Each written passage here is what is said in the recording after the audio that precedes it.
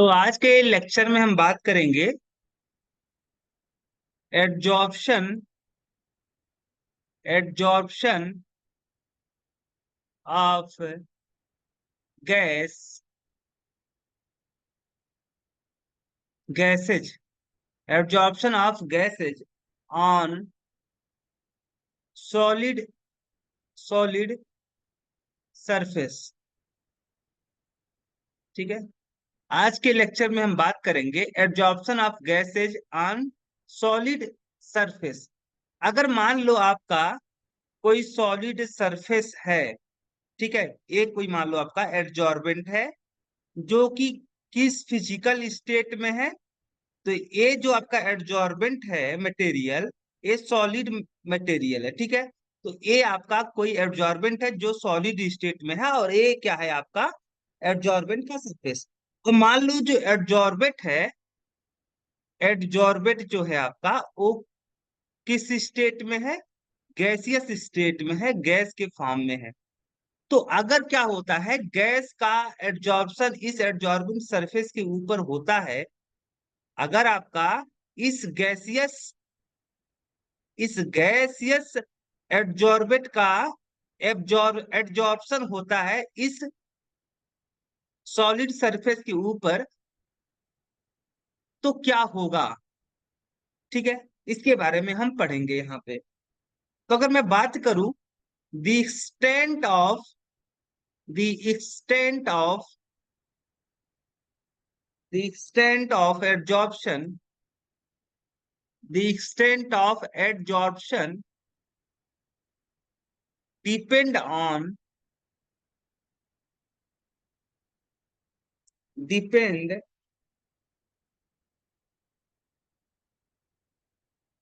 upon following following factors। ठीक है। कहने का मतलब क्या है, कहने का देखो, जो एक्सटेंट का मतलब को होता क्या है, एक्सटेंट का मतलब होता है मात्रा, क्वांटिटी, मात्रा या quantity.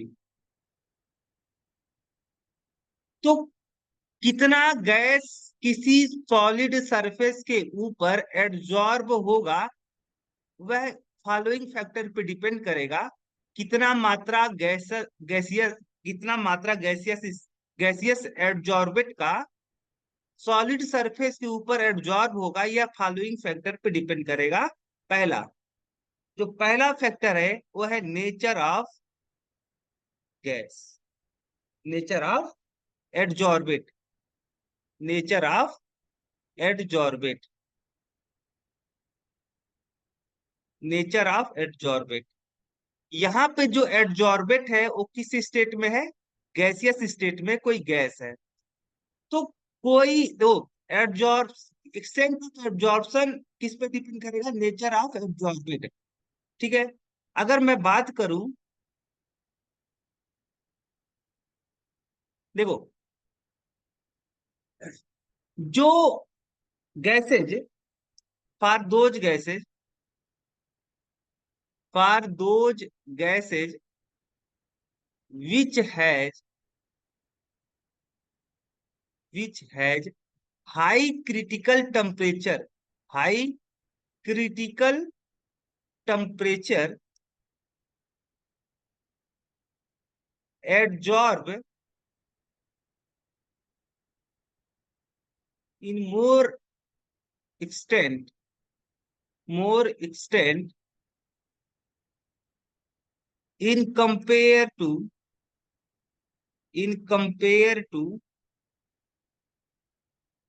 those gases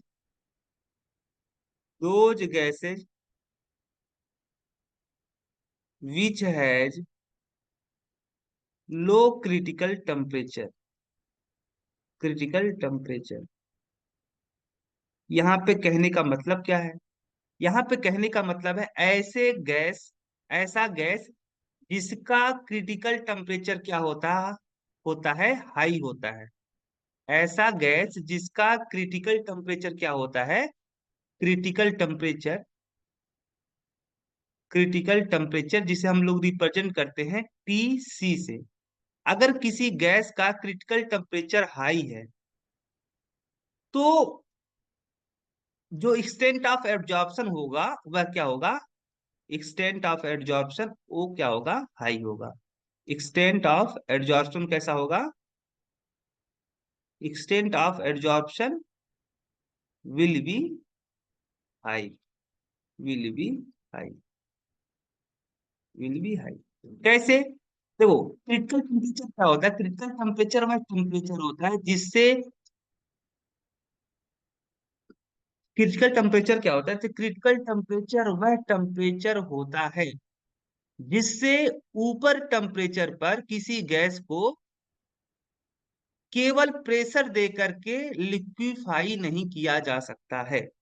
critical temperature क्या होता है, क्रिटिकल टेम्परेचर किसी गैस का वह टेम्परेचर है जिससे ऊपर टेम्परेचर पर किसी गैस को केवल प्रेशर दे करके लिक्विफाई नहीं किया जा सकता है। जैसे मान लो कोई गैस है और इस गैस का क्रिटिकल टेम्परेचर मान लो आपका कितना है, मान लो क्रिटिकल टेम्परेचर इसका है आपका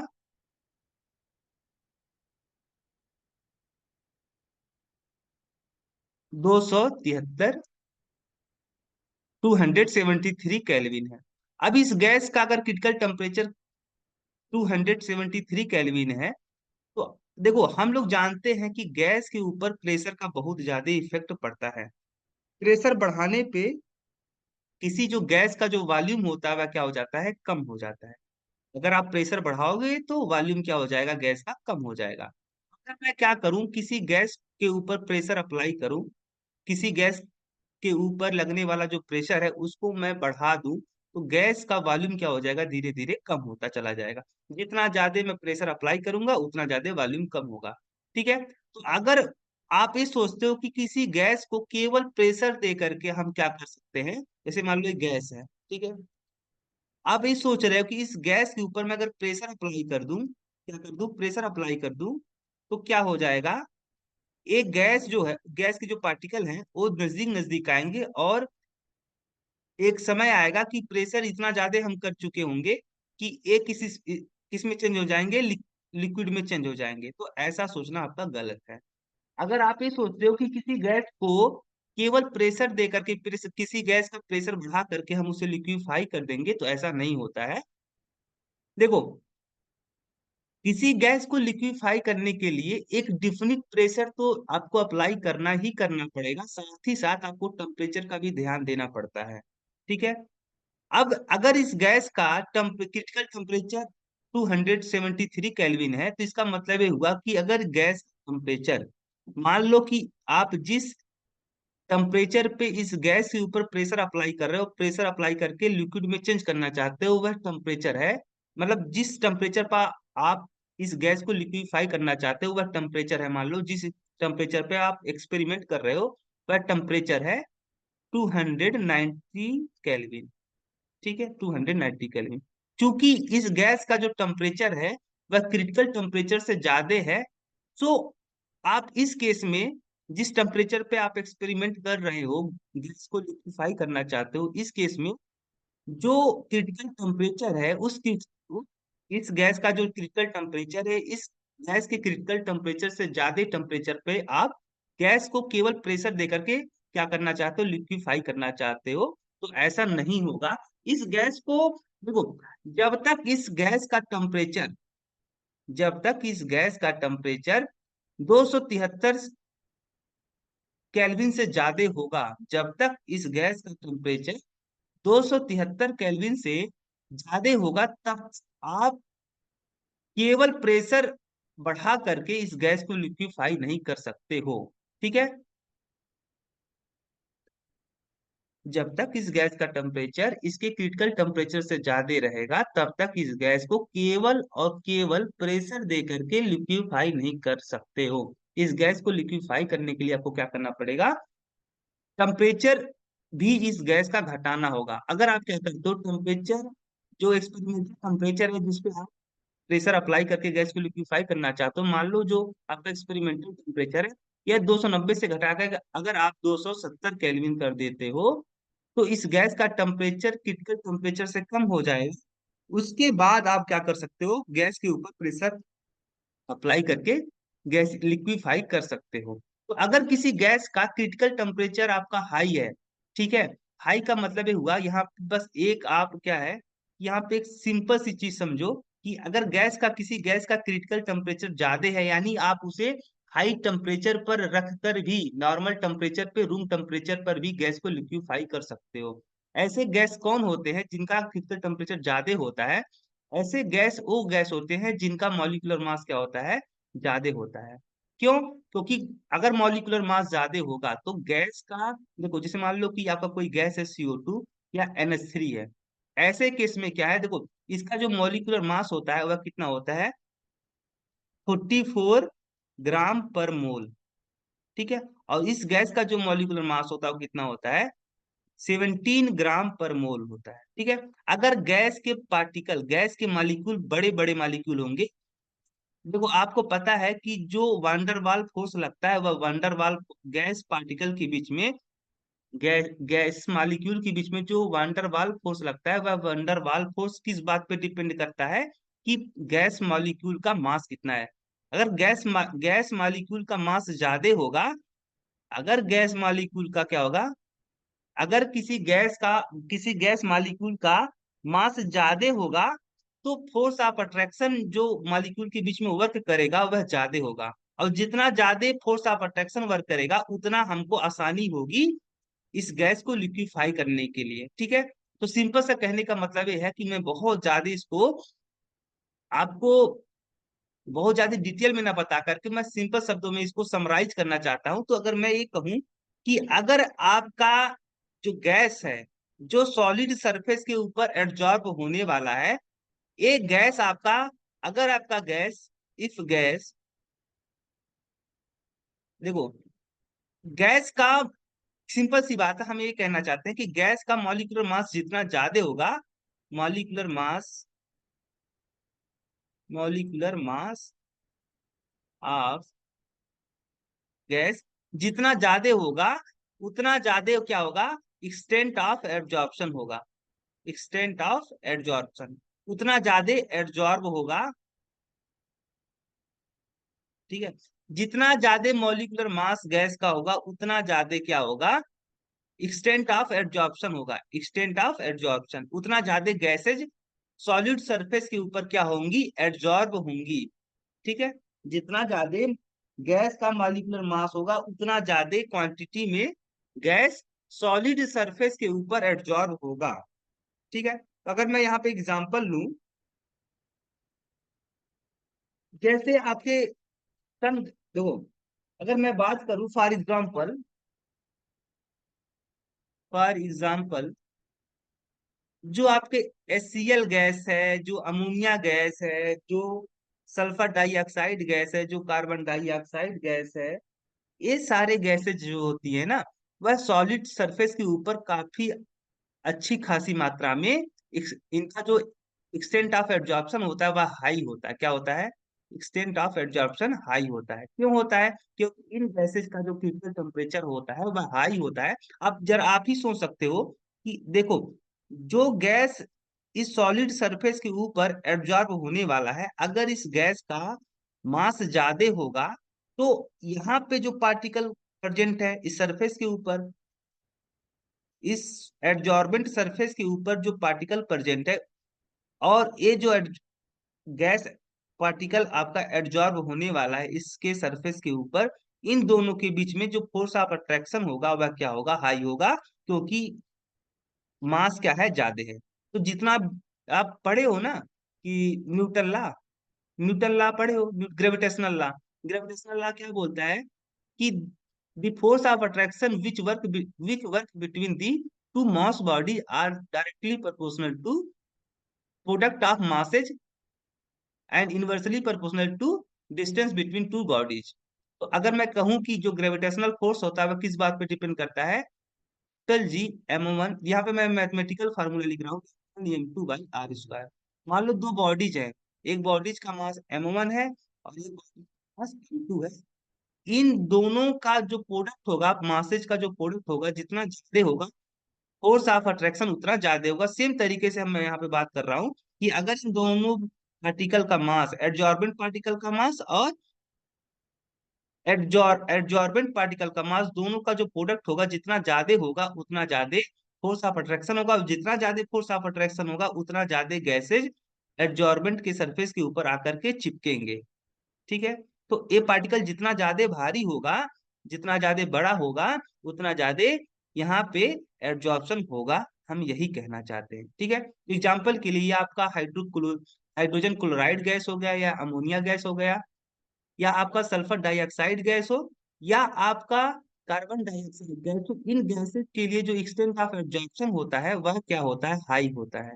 extent of absorption will B will be high will be high. In gases के लिए जो एक्सटेंट ऑफ एब्जॉर्प्शन होता है वह क्या होता है? काफी हाई होता है। ठीक है। अगर मैं बात करूं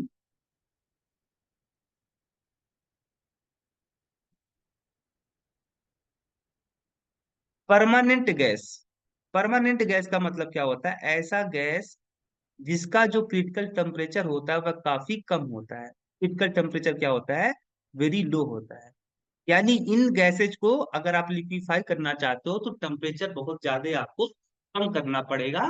फिर आप प्रेशर अप्लाई करके आप इस गैसेज को लिक्विफाई कर सकते हो। ठीक है। तो ऐसे गैसेज को लिक्विफाई करने के लिए बहुत ज्यादा आपको टेम्परेचर लो करना पड़ता है। इसका मतलब ये हुआ कि आपको परेशानी होती है, आपको थोड़ा सा दिक्कत आती है इन गैसेज को लिक्विफाई करने में। ठीक है। आपको काफी ज्यादा हार्ड कंडीशन लगाने पड़ते हैं, टेम्परेचर बहुत लो करना पड़ता है। एक गैस परमानेंट गैसेज कौन होती है? जैसे मान लो आपका हाइड्रोजन हो गया, नाइट्रोजन हो गया, ऑक्सीजन हो गया, इन सारे गैसेज का जो क्रिटिकल टेम्परेचर होता है वह लो होता है। और परमानेंट गैस अगर किसी एब्जॉर्बिंग सरफेस के ऊपर एब्जॉर्ब होंगी तो उनकी जो एक्सटेंट ऑफ एब्जॉर्प्शन होगा वह क्या होगा? कम होगा। क्या होगा? कम होगा। Extent of absorption will be low. Absorption will be low. क्यों लो होगा? क्यों कम गैस? एक्सटेंट का मतलब क्या होता है? क्वांटिटी। मैं पहले ही बता चुका हूँ एक्सटेंट का मतलब वो क्या होता है? क्वांटिटी। तो कितना ज्यादा, कितनी क्वांटिटी गैस की एब्जॉर्ब होगी वह डिपेंड करेगा कि इस एब्जॉर्बेंट सरफेस के पार्टिकल और इन गैस मॉलिक्यूल के बीच में फोर्स ऑफ अट्रैक्शन कितना है। जितना ज्यादा फोर्स ऑफ अट्रैक्शन होगा उतना ज्यादा क्वांटिटी में गैस एब्जॉर्ब होगा इस एब्जॉर्बेंट सरफेस के ऊपर। और जितना कम फोर्स ऑफ अट्रैक्शन होगा उतना कम गैसेज इस एब्जॉर्बेंट सरफेस के ऊपर चिपकेंगे। ठीक है। तो यहाँ पे चूंकि जो गैसेज हैं, ये गैसेज कैसे है? इनका मॉलिक्यूलर मास बहुत ज्यादा नहीं है। इस कारण से यहाँ पे जो फोर्स ऑफ अट्रैक्शन होगा between absorbent surface and beach gases will be very low. और जितना ज्यादा फोर्स, जितना कम फोर्स ऑफ अट्रैक्शन होगा उतना कम गैस इस एब्जॉर्बिंग सरफेस के ऊपर आकर के चिपकेंगे। यानी इसका मतलब हुआ कि जो एक्सटेंट ऑफ एब्जॉर्प्शन होगा वह क्या होगा? लो होगा परमानेंट गैस के लिए। ठीक है। अब जो दूसरा फैक्टर के बारे में हम बात करेंगे, हमारा दूसरा फैक्टर होगा nature of adsorbent. Nature of adsorbent. अभी तक हम बात कर रहे थे नेचर ऑफ एडजॉर्बेंट। गैस के नेचर के बारे में हम बात कर रहे थे कि गैस अगर वेरी करता है तो एक्सटेंट ऑफ एडजॉर्प्शन पे क्या फर्क पड़ेगा, इसके बारे में हम चर्चा अभी तक कर रहे थे। अब हम चर्चा करेंगे कि कैसे किसी एडजॉर्बेंट का नेचर जो होता है वह एक्सटेंट ऑफ एडजॉर्प्शन को अफेक्ट करता है। हम इसके बारे में बात करेंगे। तो हम अगर बोले कि a surface a surface with more residual force with residual force more residual force will have high absorption, will high adsorption, will high adsorption, will high adsorption। Adsorbent surface के ऊपर जितना ज्यादा रेजिडुअल फोर्स होगा, यानी जितना ज्यादा residual valency होगा, जितना ज्यादा रेजिडुअल वैलेंसी होगा, रेजिडुअल फोर्स का मतलब रेजिडुअल वैलेंसी, कोई सरफेस जितना ज्यादा रेजिडुअल वैलेंसी रखेगा उतना ज्यादा आपका एक्सटेंट ऑफ एडजॉर्प्शन होगा। ठीक है।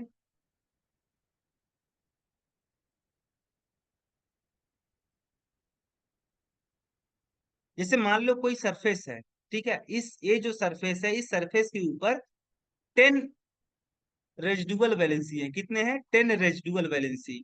रेजिडुअल वैलेंसी में कल बताया था कि ऐसी वैलेंसी जो कंप्लीट नहीं होती है किसी पार्टिकल के लिए, वह क्या कहलाती है? Residual valency.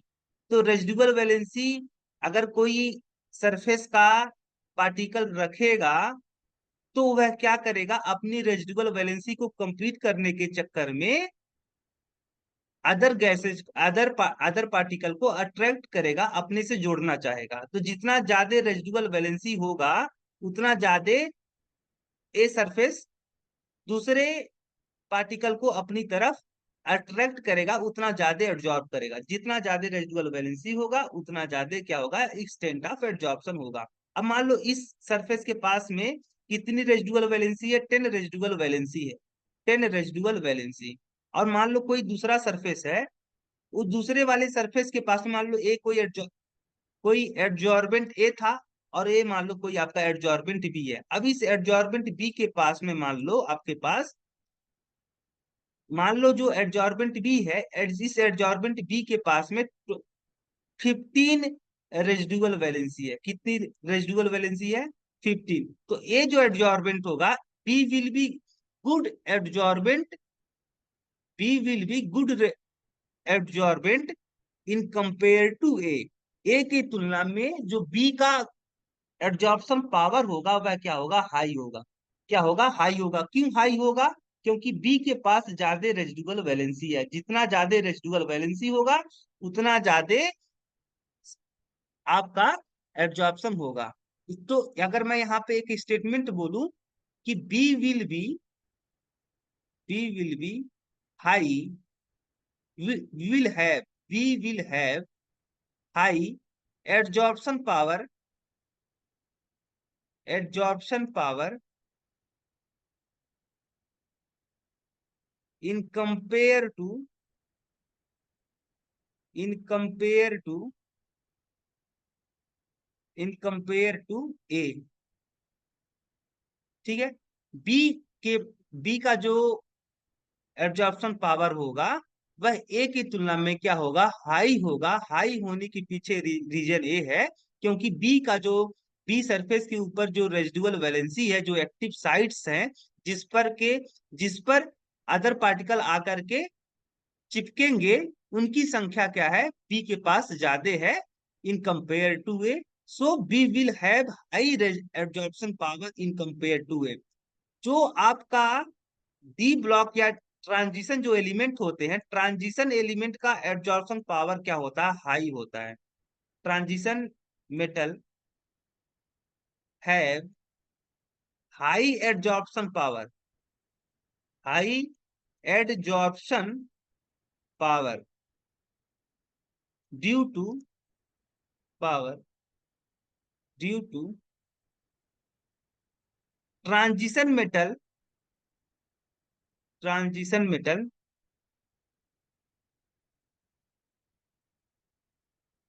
Due to transition metal have incomplete incomplete D subshell, D subshell and high and high charge by size ratio, charge by size ratio. जो ट्रांजिशन मेटल होते हैं, ट्रांजिशन मेटल का जो एब्जॉर्प्शन पावर होता है वह high होता है, क्योंकि ट्रांजिशन मेटल का एब्जॉर्प्शन पावर हाई होता है क्योंकि जो ट्रांजिशन मेटल होता है उसके पास क्या होता है, इनकम्प्लीट डी सबसेल होता है। जैसे मान लो आपका आयरन ही हो गया, तो आयरन का अगर आप इलेक्ट्रॉनिक कॉन्फ़िगरेशन देखोगे तो क्या होता है, आर्गन 3d6 4s2। तो इसका जो डी सबसेल है ये देखो कैसा है, यह इनकम्प्लीट है। क्या है, इनकम्प्लीट है। और यहाँ पे 4p0। ठीक है, इसका मतलब ये हुआ कि देखो जो वैलेंस सेल था, ठीक है, जो आखिरी सेल था वह क्या है, देखो ये जो ये आपका 4s और 4p दोनों सब सेल को मिला करके आपका क्या है, एक आखिरी सेल है, का वैलेंस सेल है। तो वैलेंस सेल क्या है, इनकम्प्लीट है। क्या है, इनकम्प्लीट है। उसके साथ ही साथ जो वैलेंस सेल के पहले वाला जो सेल है वो भी क्या है, इनकम्प्लीट। क्या है, ये भी इनकम्प्लीट है। यानी ये है आपका ट्रांजिशन मेटल। कहने का मतलब यह है कि जो ट्रांजिशन एलिमेंट होते हैं, दो दो transition metal have two incomplete shell. Transition metal है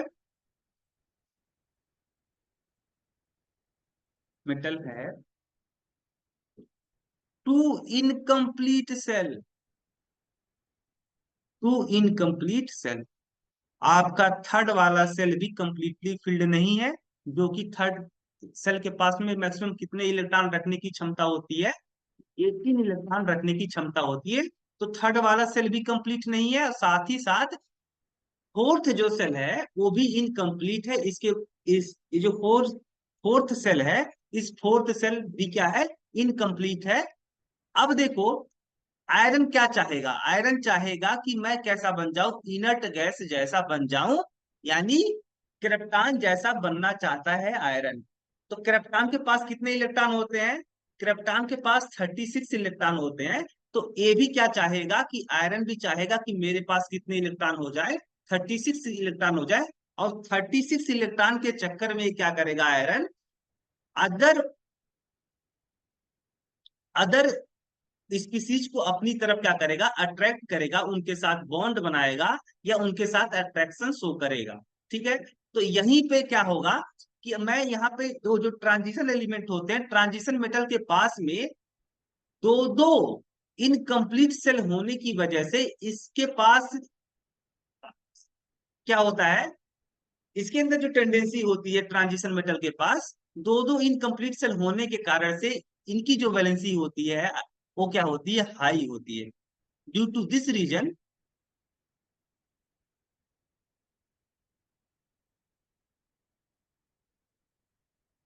ड्यू टू दिस रीजन, इस कारण से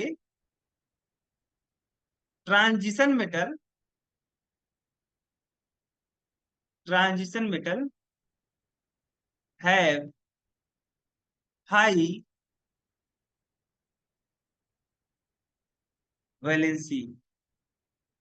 ठीक है, इस कारण से जो ट्रांजिशन मेटल होते हैं इनकी वैलेंसी क्या होती है, हाई होती है। अब इसी केस में देख लो, आयरन के केस में आयरन के पास कितने इलेक्ट्रॉन होने चाहिए, 36 इलेक्ट्रॉन होने चाहिए, क्योंकि आयरन कैसा, आयरन क्या चाहता है, आयरन चाहता है कि मैं इनर्ट गैस जैसा बन जाऊं, और अपने नियरेस्ट इनर्ट गैस जैसा बनना चाहता है। और इसके सबसे नजदीक वाला जो इनर्ट गैस है आयरन के, वो कितना है, 36, यानी क्रिप्टॉन है। ठीक है, तो क्रिप्टॉन जैसा बनना चाहता हूं, क्रिप्टॉन बनने के लिए से क्या करना पड़ेगा, अपने वैलेंस सेल में 18 इलेक्ट्रॉन कंप्लीट करना पड़ेगा। ठीक है, देखो इसके यहाँ पे 18 इलेक्ट्रॉन था, यहाँ पे 6 और 2 8। ठीक है, अगर इसको 10 इलेक्ट्रॉन और मिल गए तो 18, 18 और प्लस 18 कितना हो जाएगा, 36 हो जाएगा। ठीक है, इसका मतलब हुआ कि यह अपना, देखो अभी इसके डी सबसेल में कितने इलेक्ट्रॉन आ सकते हैं, देखो डी सबसेल की जो कैपेसिटी होती है इलेक्ट्रॉन रखने की, वह 10 इलेक्ट्रॉन की होती है। डी सबसेल में 10 इलेक्ट्रॉन आ सकते हैं, और पी सबसेल में कितने इलेक्ट्रॉन आ सकते हैं, 6 इलेक्ट्रॉन। यानी अभी ये जो आयरन का एटम है, आयरन का एटम अभी, आयरन का एक एटम अभी 6, सॉरी कितने, सॉरी यहाँ पे अभी किसके पास कितनी कैपेसिटी थी, ये तो अलग हो गया ना। देखो अभी जो डी सबसेल है, डी सबसेल के पास डी सबसेल में कितने इलेक्ट्रॉन आ सकते हैं? 10 इलेक्ट्रॉन। और आई कितने हैं? 6 इलेक्ट्रॉन। यानी अभी ये जो डी सबसेल है 4 इलेक्ट्रॉन और ज्यादा अपने डी सबसेल में रख सकता है। और साथ ही साथ पी जो है, पी सबसेल का जो कैपेसिटी होता है इलेक्ट्रॉन रखने की, वो पी सबसेल में कितने इलेक्ट्रॉन आते हैं? 6 इलेक्ट्रॉन। अभी यहाँ पे कितने हैं? 0। यानी पी सबसेल में 6 इलेक्ट्रॉन आ सकते हैं अभी। और और डी सबसेल में कितने इलेक्ट्रॉन और आ सकते हैं? 4 इलेक्ट्रॉन। यानी अभी ये 10 इलेक्ट्रॉन इसको चाहिए। आयरन को कितने इलेक्ट्रॉन चाहिए? 10 इलेक्ट्रॉन चाहिए। तो 10 इलेक्ट्रॉन कंप्लीट करने के चक्कर में, 10 इलेक्ट्रॉन और ज्यादा एक्स्ट्रा अपने वैलेंस शेल में लाने के लिए क्या करेगा आयरन? दूसरे स्पीसीज के साथ में क्या करेगा? अट्रैक्शन शो करेगा। तो इसकी जो वैलेंसी क्या होती है? हाई होती है। क्यों? क्योंकि ट्रांजिशन मेटल के पास 2 इनकम्प्लीट सेल होते हैं। ठीक है। वैलेंसी मतलब क्या होता है? वैलेंसी का मतलब होता है कंबाइनिंग कैपेसिटी। और कोई भी एलिमेंट दूसरे एलिमेंट के साथ क्यों कंबाइन करना चाहता है? तो कोई भी एलिमेंट किसी दूसरे एलिमेंट के साथ में कंबाइन इसलिए करना चाहता है क्योंकि वह कैसा बनना चाहता है? इनर्ट गैस जैसा बनना चाहता है। तो ये जो ट्रांजिशन मेटल होते हैं, ट्रांजिशन मेटल इनर्ट गैस जैसा बनने के लिए इनको a large number of electron की रिक्वायरमेंट है। और ले लार्ज नंबर ऑफ इलेक्ट्रॉन की रिक्वायरमेंट का मतलब ये हुआ कि इसकी जो वैलेंसी होगी वह क्या होगी? हाई होगी। ठीक है। अब ये कई सारे स्पीसीज को, कई सारे पार्टिकल को अपनी तरफ क्या कर सकता है? अट्रैक्ट कर सकता है। ठीक है। इसकी वैलेंसी हाई होने की वजह से एक काफी सारे a large number of adsorbent particle को अपनी तरफ क्या कर सकता है? अट्रैक्ट कर सकता है। और साथ ही साथ केवल यही कारण नहीं है कि ट्रांजिशन मेटल की वैलेंसी हाई होती है। साथ ही साथ जो ट्रांजिशन मेटल होता है, ट्रांजिशन मेटल का जो चार्ज और साइज का जो रेशियो होता है वह क्या होता है? हाई होता है। क्या होता है? High. Charge by size ratio जितना ज्यादा हाई होगा, अट्रैक्शन पावर यानी जेड इफेक्टिव क्या होगा? उतना ज्यादा होगा। इफेक्टिव न्यूक्लियर चार्ज क्या होगा? उतना ज्यादा होगा। ठीक है। तो इसके दो दो फैक्टर हैं कि ट्रांजिशन मेटल का एब्जॉर्प्शन पावर हाई इसलिए वो होता है। इसके पीछे दो रीजन है। पहला, आपका हाई वैलेंसी होना, ट्रांजिशन मेटल का वैलेंसी हाई होना। और दूसरा जो कारण है वह है charge by size ratio, charge by size ratio का हाई होना। क्या होना? हाई होना। चार्ज बाई साइज का रेशियो हाई होना। और साथ ही साथ हाई वैलेंसी होना ट्रांजिशन मेटल का। यही दोनों कारण है कि ट्रांजिशन मेटल की जो एब्जॉर्प्शन पावर होता है वह हाई होता है। ठीक है। इसी कारण से जो ट्रांजिशन मेटल होते हैं वह गुड एब्जॉर्बेंट का काम करते हैं। Due to these reason due to these reason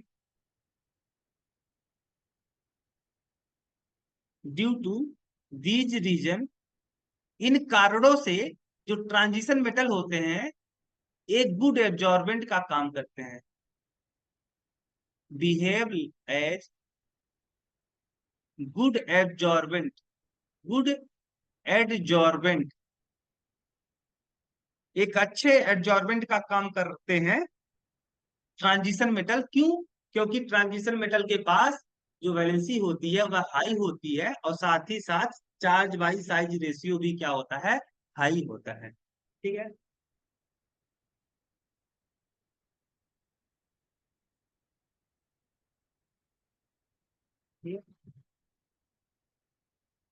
इसीलिए हाइड्रोजनेशन जब प्रोसेस होता है, हाइड्रोजनेशन का मतलब क्या होता है? हाइड्रोजन का ऐड होना। हाइड्रोजन का ऐड होना। तो हाइड्रोजन का जब कहीं पे किसी, जैसे मान लो कोई आपका एल्किन है और इस एल्किन को आप चेंज करना चाहते हो एल्केन में। ठीक है। ये मान लो आपका इथीन है और इथीन को आप चेंज करना चाहते हो इथेन में। ठीक है। ये आपका था अनसेचुरेटेड अनसेचुरेटेड हाइड्रोकार्बन। और इसे आप किस में चेंज करना चाहते हो? सेचुरेटेड हाइड्रोकार्बन में चेंज करना चाहते हो। तो क्या करना पड़ेगा आपको? हाइड्रोजन गैस के साथ में इस हाइड्रोजन गैस का कॉम्बिनेशन करवाना पड़ेगा विथ दिस इथीन गैस। ठीक है। तो अगर आपका, ठीक है, देखो यहाँ पे अगर मैं क्या करा दूं, एक सील्ड पैक ट्यूब में इथिन गैस को और हाइड्रोजन गैस को लेकर के अगर मैं क्या करूं, हीट करूं इन दी प्रेजेंस ऑफ कैटालिस्ट, तो कैटालिस्ट कैसा होना चाहिए, कैटालिस्ट ऐसा होना चाहिए जो हाइड्रोजन गैस के प्रति उसका जो बिहेवियर है वह अच्छा हो, यानी हाइड्रोजन गैस को लव करे। यानी ऐसा मुझे सरफेस चाहिए, सॉल्व जो हम मटेरियल यूज कर रहे हैं एज ए कैटालिस्ट, वो कैटालिस्ट कैसा होना चाहिए, कैटालिस्ट ऐसा होना चाहिए। कैटालिस्ट का काम कौन कर सकता है, कैटालिस्ट का काम वो कर सकता है जो किसी रिएक्शन के रेट को बढ़ा दे। और रिएक्शन का रेट कैसे ज्यादा होगा, जब जितना ज्यादा हाइड्रोजन गैस इस कैटालिस्ट सरफेस के ऊपर चिपकेगा